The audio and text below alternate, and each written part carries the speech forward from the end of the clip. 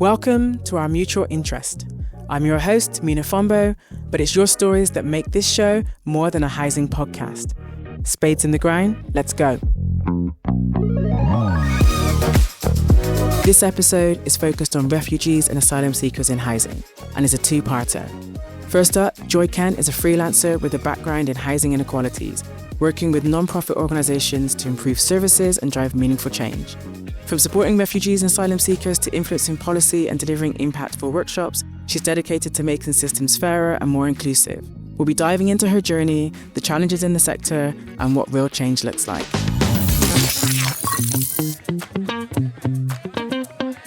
Joy, so excited to have you today on our podcast. Thank you so much for coming all the way into Merthyr Tydfil. How was your drive? It was great, thank you. Yeah, I'm just down the road, so it wasn't far to come.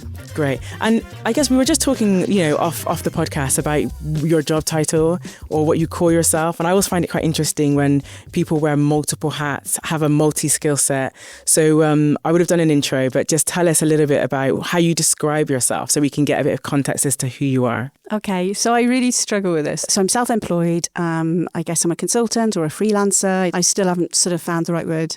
I've been doing that for about 9 years. But before that, I've worked for about 20-something years in Wales, primarily around homelessness, housing and equalities. Started off in Welsh Government, then went to the Welsh Local Government Association, Chartered Institute of Housing Policy Officer, and then was the first director of Cymorth Cymru, and then Chwarae Teg, which was a gender equality charity. And we've been talking on our series just about how people got into housing. Our chief exec, Michelle, talks about wanting to be a drama student, and the first job she found was in housing. And we talked quite fun, laughing about how acting and, being in housing works. I wanted to be a drama student, then I was a filmmaker, and I've ended up in housing as well. We've had I think we've got like a police officer that's found his way into housing. So yeah, how did you fall into or find your way into the sector? Or did you wake up, as a young person and be like, this is the dream? Do you know what? It's really weird. I was saying in a conversation this morning about how sort of your life sometimes seems to have a plan, but you only recognise it like after it's happened. It's sort of like a plan in retrospect. Actually, I do think that working particularly around supported housing and representing the supported housing sector and lobbying for investment in the supported housing sector was meant to be, because my earliest memory, my mother was big on social justice and big and quite entrepreneurial. And my earliest memory is when I was about 4, and my mother had started a boarding house, and then she'd got into a sort of a business relationship with the probation service. And so I grew up with 12 male prison leavers. So I was like a 4-year-old girl. I mean, it would never happen nowadays, the risk assessment, but I had the best time. And so like my earliest memory is around supported housing, essentially, even though I had no idea. My father died when I was 11, my mother died when I was 17. And I actually, looking back, was kind of homeless, whether the local authority would have accepted it as homeless, because I was staying with friends. So I actually think that housing was meant to be. I got into it through a career change, and I did the housing masters at Cardiff Uni. And the reason I managed to get and that was funded, that was fully funded, partly by Welsh Government and partly by Economic and Social Research Council. And the reason I managed to get funded for that was because in my first degree, I'd done urban studies, and nobody did there were very few courses of urban studies. So the university were like, wow, you've got an urban studies degree. That's amazing. And the only reason I did the urban studies degree was because you got to do study tours and you got to go out and you got to go to the south of France. So weird. So I think most people who are sort of in housing have probably come via a very circuitous route. It's amazing how just having an opportunity to travel can, open up a door or a window to someone saying, not sure about everything else, but the travel part sounds good, I'll do that. Yeah. But then actually that being such a big catalyst for, what's helped shape your career. And something that, when you talked there about your childhood and then your experiences as a teenager, it's almost ingrained in you, or there's something subconsciously within you that was going to work in this space because you have the experience, you have that lived experience.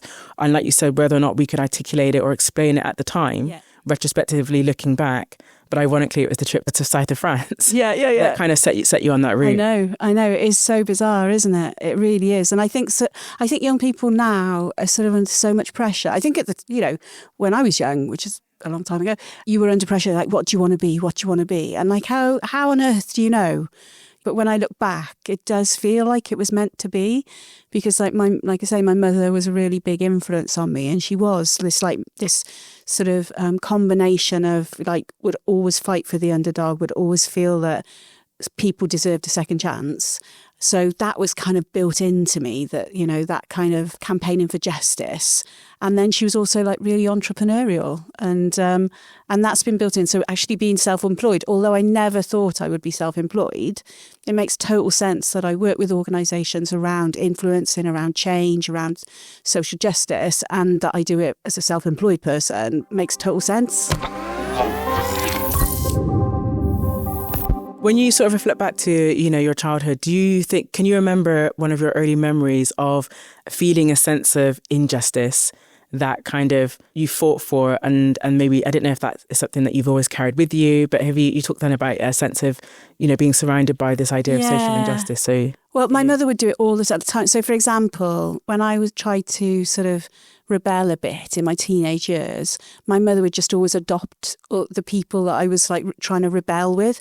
At one point, we had a homeless guy living in our garden. He had a tent, and he came to live in our garden in his tent. And my mother would just always challenge things. I think for me, what I realised from growing up, so like my mother was, she was amazing, but she was also, I don't want to say but she struggled with her mental health, and she was physically ill. So there was a lot I was really impressed by her. I also we looked after each other. So I was kind of in that young carer position. And one of the things I really learnt from that was I would go into hospitals when I was 11, 12. I would, she would be ill. I would need to take her to hospital. There was just the two of us. And we would, I would be kind of influencing the doctors and the nurses. I was holding my own as a child with professionals. And I think that really stood me in good stead for like later in life, because I'm kind of not impressed or sort of intimidated. Maybe. That's the word I'm looking for. Intimidated by people with status. I just see them as people. And I think that was like really ingrained in me. I needed to learn that really young. That's interesting. So I feel like that I learned that lesson when I was in my 20s. And I remember always having really horrible or challenging experiences, going to the doctor, going to the GP. I remember I had a friend, and she was saying, they're just people. Like, they're just people, and you can, if you don't agree with what's being said, you can challenge that. And I was like, yeah, it was a doctor. And she's like, yeah, but, they're not more intelligent than you. They just have a specific skill that they've learned. You have skills. You need to go in there, explain what's happening, and don't leave until you get the referral or you get an answer that you're satisfied with. Yeah. They are just human beings. Then you don't have to accept if you feel something. And I can remember learning that lesson, not until my 20s, to then recognise actually I shouldn't be intimidated by job titles. And I think that's why it is interesting, again at the beginning when we talked there about what do you refer to yourself as, and I've been very conscious of depending on where you are, sometimes job titles are useful, sometimes they're not. I like to ask, who are you as a person, or get to know what people's interests are, because you meet at a human level first, build a relationship before we can have a conversation. So that's interesting that you learned that lesson so young, and because of that role you said that you mentioned being a young carer and having that role then. And maybe back in those days it probably wasn't even called a young carer. No, I don't know that it was a concept, to be honest, at that point in time. I think and I think that especially when you're young, you just accept that this is just normal. This is how it is. Do you know what I mean? So it didn't really it did feel different, because I didn't know any other people really in my sort of situation. So it felt different, but I just didn't really think about it in those terms. I think it's when you get older, when you sort of said, can you think of any injustices? And I can think of, a few, but essentially I think it's when I'm much older that I look back and I'm angry for what that little girl had to go through. And that really, is sort of, various things where I just think that shouldn't have been the case. I shouldn't have had to done that. Yeah, and I feel like there's probably a whole episode or series of episodes we can do on, taking care of our younger self, those sort of therapies or counselling or those types of conversations. But we can save that for another episode where we can talk, our listener can kind of come on that journey with us. But I'm sure we've all got that. We can all resonate with kind of that idea of looking back and being frustrated, or how did that happen? Yeah. But so let's kind of summarize that. So we've kind of had you're a young person or you're a child. You're growing up in a house. Your mum is looking after homeless people or bringing people into the house. You're also a young carer. You've lost obviously parents young, so you've been through sort of that homelessness. But you found your way into the sector. And so I guess what I'd be asking now is, what for you have you learned on that journey so far of being in the sector? And then we'll kind of somehow make a tenuous link into our subject, which is in terms of the breadth of your work. But we want to talk a little bit about refugee and asylum seekers and that area of housing. But let's kind of try and bring our audience along with us and see how did we get there, and what have you learned so far on that journey?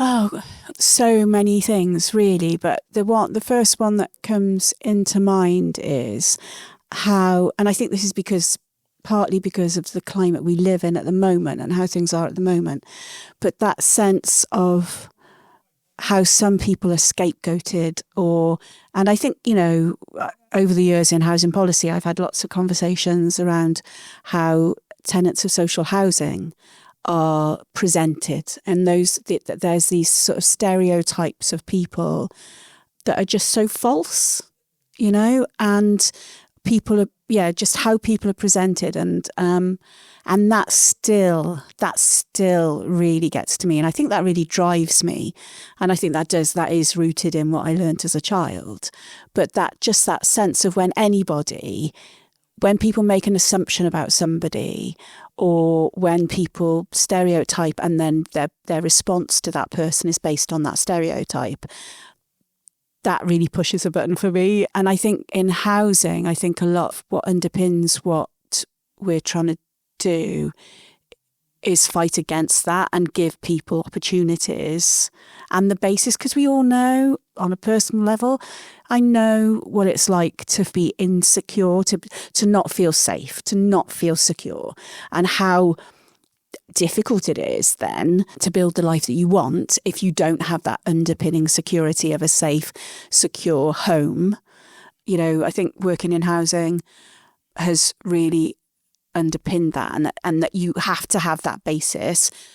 Then you're in a position to build a life and to challenge those stereotypes. And to thrive. Yeah. I think, it's a fundamental Maslow's hierarchy of needs. For people that don't know, it's kind of a model. We can link it in this podcast. But essentially, you need oxygen, so air, water, food and shelter. Yeah. And it's a human right, and it's a fundamental need that we need to have in order to begin to thrive.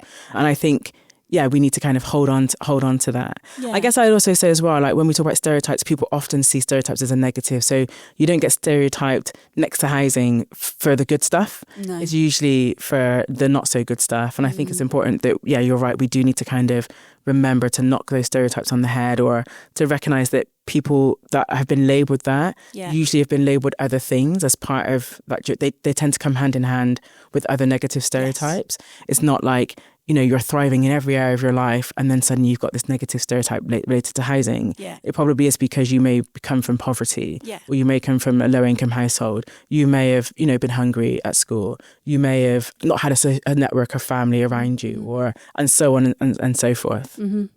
No, absolutely. And I think that's the thing, isn't it? It's when people, I remember years ago when I was studying housing, and I remember reading an article or a piece of research, and it was about an estate in, I can't remember whether, I think it was Manchester or somewhere, sort of like a large urban place. I think it was in north of England, and how people weren't even allowed the dog rehoming service. If you put the postcode if they put their postcode for where they were living, people wouldn't rehouse dogs there. And that, that has stuck with me for 25 years. And so it's like people having decisions, having perceptions made of them based on things like that. Just, yeah. And I think it's important to say at this point, and I'm sure, our listener knows this, but we're talking about housing at that more homelessness end or desperate need of housing versus just general housing for rent in an area that isn't inflated or hiked. Do you know what I mean? As well, because we know that it's such a big spectrum. Let's talk about the current state of affairs when it comes to refugee, asylum seekers in the UK, and then obviously more specifically in Wales as well. Because I know there's some of the legislation is different and there might be some different needs that we have. But let's go right from sort of beginner, entry level. I don't know anything about anything. Let's break down the definitions first.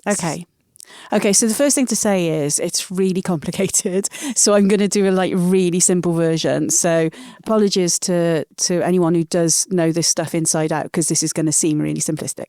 I'll just take you through so I started getting involved in this area of work sort of about 6 years ago when Tai Paub, and it's here from Tai Paub, contacted me, and they were doing some work around housing and support initiatives for people who were coming to Wales seeking sanctuary, because they were aware that in England there were a lot of organisations providing services that we didn't have in Wales. And it was interesting because at that point, the English response to people coming to find sanctuary and build their lives in the UK was this hostile environment. That's how the UK government was responding. And in Wales, there was this idea of wanting to be a nation of sanctuary. So chalk and cheese in terms of the different approaches.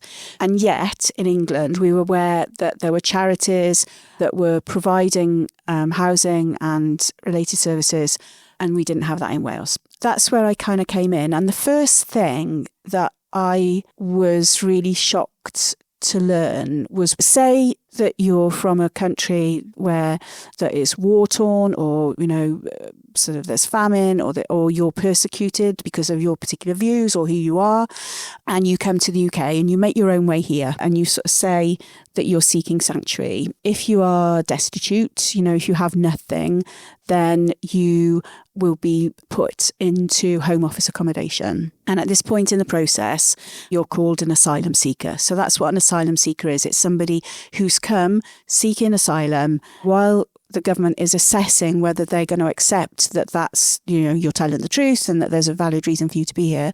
You're not allowed to work. So you're kind of put in limbo. And most people that I speak to in this situation, they are desperate to work. Sometimes they're doctors, they're lawyers, they may well have been very successful in where they came from, quite possibly, Then the Home Office will make a decision about whether they accept the claim or not.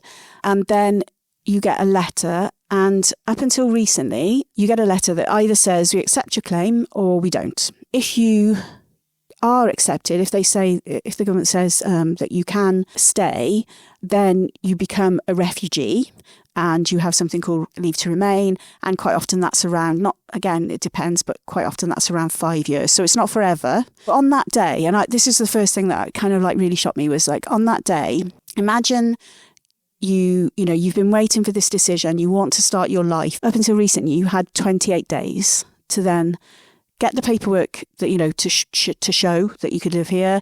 You've got to find yourself somewhere to live. You've got to find yourself a job. And you've kind of been kept in limbo, sometimes for a short time, sometimes for years, You've got to sort your life out in a really short period of time. The maximum you would get is 28 days. Quite often the paperwork can go somewhere else, or it gets lost, or, so quite often people would have a week or 10 days to sort that out. And I just remember thinking, could I do that? Would I be able to do that? And what would that do psychologically? That on the one hand, you've got the decision that you've been hoping for, but on the other, now you've got this monumental task to try and sort your life out in a foreign country. I lived abroad for 7 years, and I was I was working and I had a lot of support, and I wasn't fleeing a war or something. But I just remember looking back and thinking, I don't know that I would have, how would I be able to do that?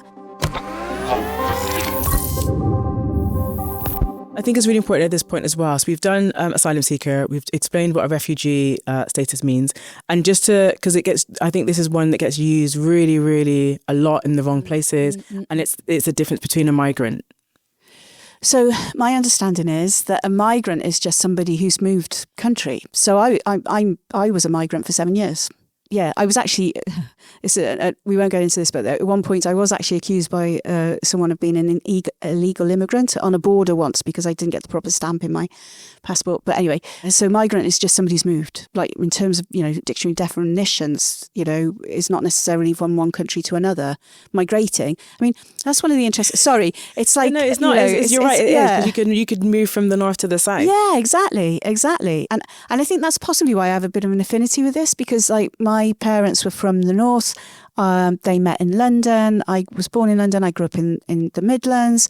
Then I lived abroad for 7 years. Then I came back, and and I've been in Wales for like over 20 years, and the longest I've ever lived anywhere is in Wales.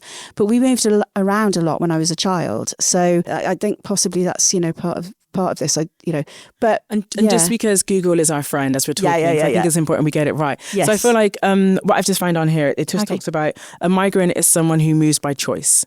So you move from one place to another by choice, whether that's within country or across borders or wherever that, and it's done by choice. Okay, cool. So I think that's a good one that we can stick with. Yeah, great. Yeah, and again, this is another one where it's really difficult finding the right words, really, because like you said, sort of people do use asylum seeker and refugee incorrectly, shall we say. They get in, they're not interchangeable. They are quite specific. So we tend to talk, when we're talking about our work in this area, we tend to use someone seeking sanctuary, because it's not someone with loads of cash who's coming here on a visa that's all sorted.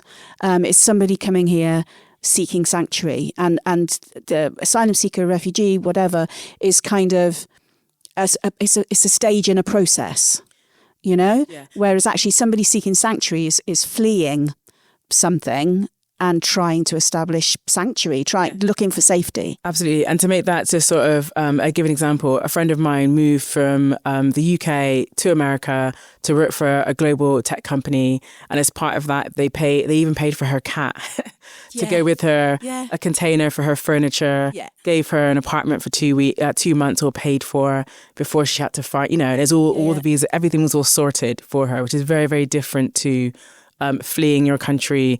Not necessarily through an active choice, but because you feel desperation, at risk of death, or imprisonment or anything else, and you're trying to find, like you said, sanctuary, and you're doing it probably most likely more independently than being supported by a corporation or an institution or a business. Absolutely. Great. Yeah.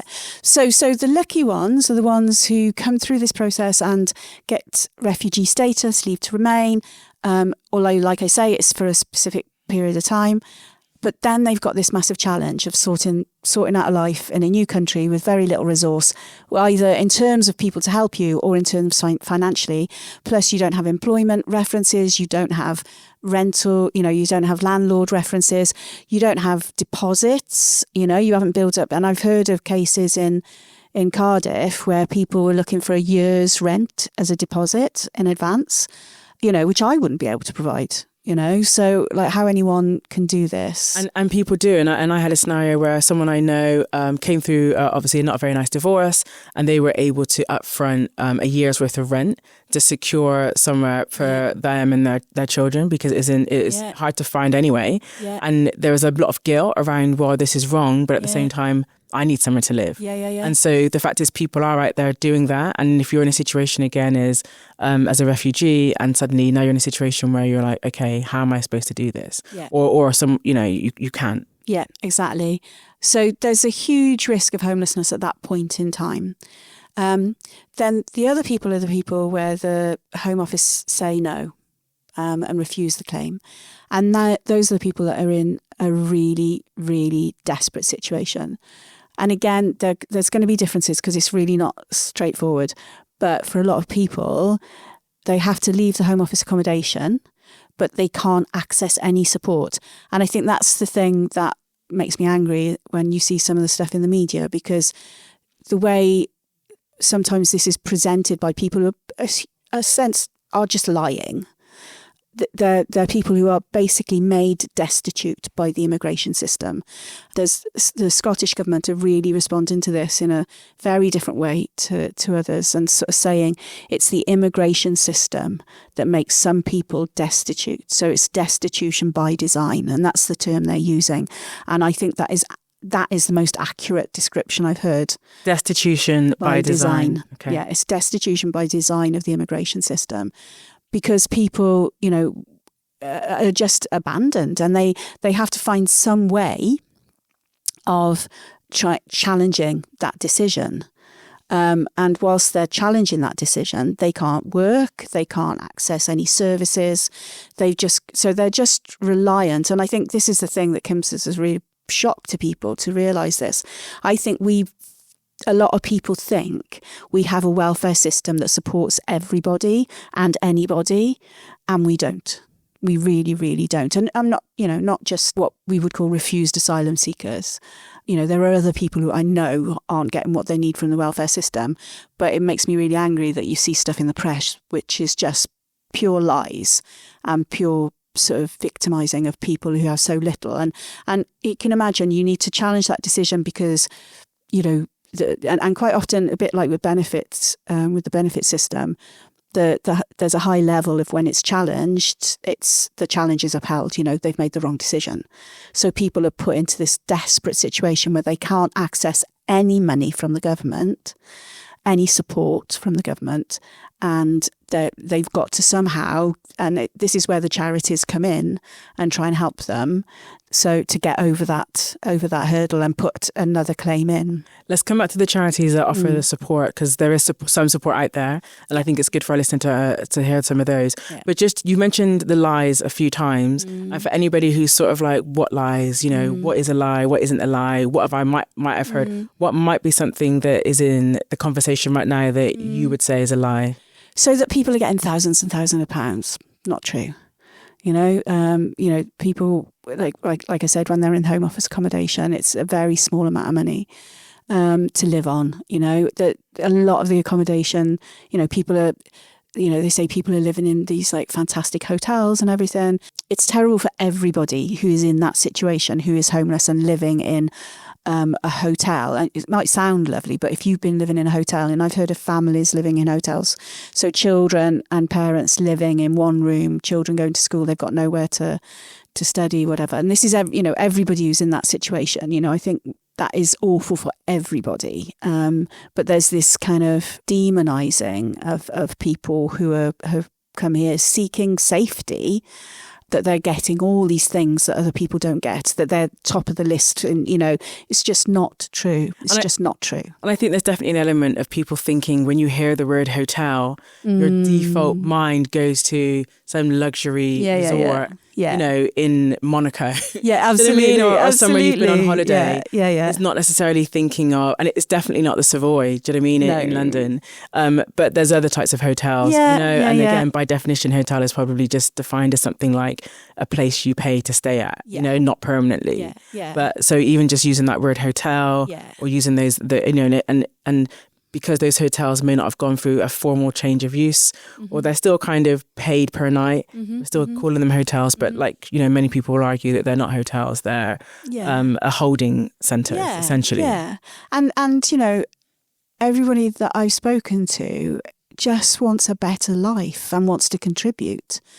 They want to bring their skills, and they want to feel safe, and they want a place with a future where they can build. And I think that's the other, this rhetoric, this kind of way people sort of say, oh, they're just coming for the benefits. Well, a lot of them don't have access to benefits. That's not who I meet. That's not who I meet. I meet people who are desperate to build a life, an independent life, and contribute to a country that has made them welcome. That's who I meet.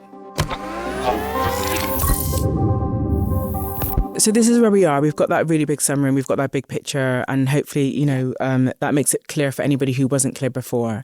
Let's go now to some of the things that some of the charities, some of the support that is out there for people that find themselves with any of these status, any of either the asylum seeker status, which we know is more led by a government strand of work, and then refugee status, where people have a set amount of time Previously 28 days, currently 50. So currently 56. There's a 56 pilot days. at the moment. Yeah. So the organisations that work with people in this situation have been trying to influence government for a long, long time, for years, to kind of extend the 28 days to 56 days. The government's running a pilot at the moment for just, I think, until June this year. So we hope that will continue, because obviously 56 days just gives you a little bit more time, especially taking into consideration that for a lot of people it won't even be for 56 days because of the admin involved, kind of thing. Great. And so what are some of the charities or I guess assistance programs out there that you're aware of that we can just mention? The organisation that I'm working with at the moment is called Housing Justice Cymru. Its goal is to alleviate homelessness in all its forms. As the name suggests, it's about housing justice for everybody. So it works around homelessness services generally. It's not just around people who are seeking sanctuary. They run a lot of different types of accommodation offers, should we say. So some of that includes, for example, facilitating hosting within people's own homes. Some of it's around lodgings. Some of it's the roots of the organisation are in the Christian movement. There's a lot of work with churches and the hostels and emergency accommodation that churches have provided traditionally. So, there's kind of work there. So they do a lot of different things across England and Wales, and looking at Scotland now as well. Some of the other ones in Wales, so the Welsh Refugee Council, as the name suggests, helps people when they're refugees establish themselves and sort of dealing with different things. And part of that, they do some work around accommodation, access to accommodation. There are now housing associations working with some charities around accommodation support. It's incredibly small numbers in Wales, incredibly small numbers at the moment. So, we're talking single figures really. But that's what I'm hoping that we can build over time. And I think in our society, we recognise that, for example, families fleeing domestic abuse need help at a crisis point in their lives. People with a whole range of different issues. We know about the connection between homelessness, mental health, different issues, different types of disabilities, etc. And that some people, either because of personal characteristics or because a particular crisis point in their lives, are more vulnerable to homelessness. And what I'd really like us to act on is that people in these situations I've described, they are just like a lot of other people. There's a particular point in their life where they're at crisis point, and if we're going to reduce the number of people sleeping on our streets, and if we're going to make it easier for people to actually contribute to society, because as we said about the home being the bedrock of that, then we need to, provide other services. So there are other organisations, for example, Home for You, various different organisations that do work in this area. Just to kind of start to bring us towards a close, but if there was like one change to, I guess, policy that you would want to see to get us closer to where we want to be in terms of support for people, what would that look like? And is there anything out there that we can support, or is it? Firstly, tell us. Yeah. Like I said, when where we started on this was this like awareness that there were charities working with housing organisations and homelessness organisations in England that had recognised that there was some human beings, some people who were in this, that this was a crisis point for people, and that we needed to respond. So we recently went and visited some of those organisations. What I would really like to see is that we grow some of those services. So charities working with housing and homelessness organisations, providing some of that temporary accommodation and some advice and support around that, so that when people are in that transition period, they're essentially, they've been told you can stay, but then they've got, a short number of days to sort their lives out, that there are other people helping them do that and saying, okay, here's a roof over your head for the time being. Let us help you find work. Let's help you move on. Let's help you kind of take those first steps. So that's what I would really like to see more of in Wales. We've got, like I said, we've got single figures at the moment on that front, really, for those people who've come out, that have come outside of the UK resettlement schemes, so Ukraine, etc. But for anyone who's made that awful journey and has come here with hope I would just like us to be able to help them a little bit to kind of make that transition. And then where people have been refused, who are at massive risk then of modern day slavery, if there's no real safety net for you, then that's when people can come in and really take advantage of that. And we know, for example, one person that I've met was basically here as a domestic slave, had been in this country for over 20 years as a domestic slave. And then when she got to the age where she wasn't really useful anymore, and I don't think, I think the family makeup had changed, she was homeless. She was sleeping on buses and she was elderly. People in that situation, as a society, I can't believe that people think that we shouldn't help that person have safety. And we should. Yeah. That's exactly the point. So I think for me, one of the things that I'd be interested in seeing is, I don't know if it'll ever get reversed or changed back, but anybody that comes to the UK through an irregular route will now no longer ever be able to receive citizenship. Mm-hmm. So can you just tell us a little bit about what that is and then what you think the impact might be? Yeah, so there's new legislation going through at the UK level at the moment. One of the things in there that I was really glad had changed was that the plans around Rwanda and using Rwanda were abandoned almost immediately, when I'm very, very pleased about that. But one of the things that they're proposing is that if you've come through, like you say, an irregular route, so if you've made your way here yourselves, and just on that, there are very few ways to get here in other ways, unless they're from specific countries. But for the vast majority of people fleeing persecution or war or famine, etc., there is no regular way to get here for a lot of people. What the UK government is proposing is that if you come here, you get leave to remain for a specific period of time, and then over time you can, at the moment, become a citizen. When you become a citizen, all that insecurity of can you ever be sent back goes away because you're a citizen. So refugees are always going to have that hanging over them. There could be a change in law, there could be a change, and they could be, sent back. They're not secure. Until you have citizenship, you're not really secure. What the current government is proposing is that if you've come here, if you've made your own way here, you'll never ever be given citizenship.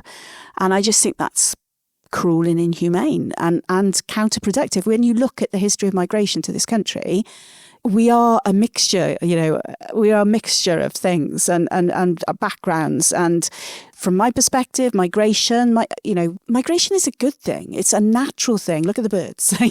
Migration is a good thing. We watch the David Attenborough programs of animals migrating. We think it's an incredible and wonderful thing.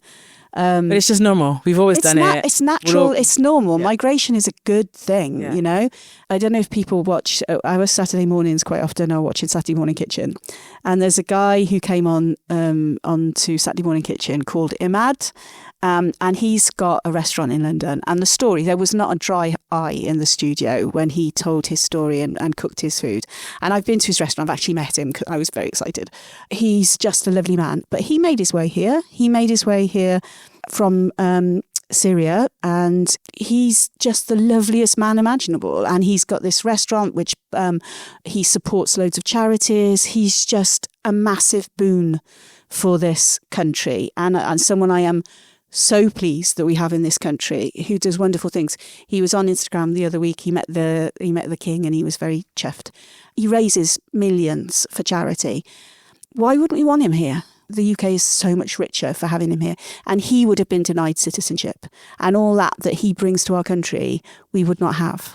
That's a great story. And I think what's really important is there are so many of those stories. Yeah. And some people are making an impact every day by just being a school governor. Exactly. Do you know what I mean? And they're the parents of your children's friends at school, as well as our co-workers, as well as people that are running businesses and hiring lots of people. Yeah. Joy, this has been amazing. It's been really great insight. Hopefully you'll come back again. Maybe when this bill goes through, or maybe we stop the bill going through later this year. We'll see. But listen, thank you so much for your time, and we'll see you next time. Brilliant. Thank you so much for the opportunity. It's been lovely talking to you. Our mutual interest is powered by Merthyr Valleys Homes.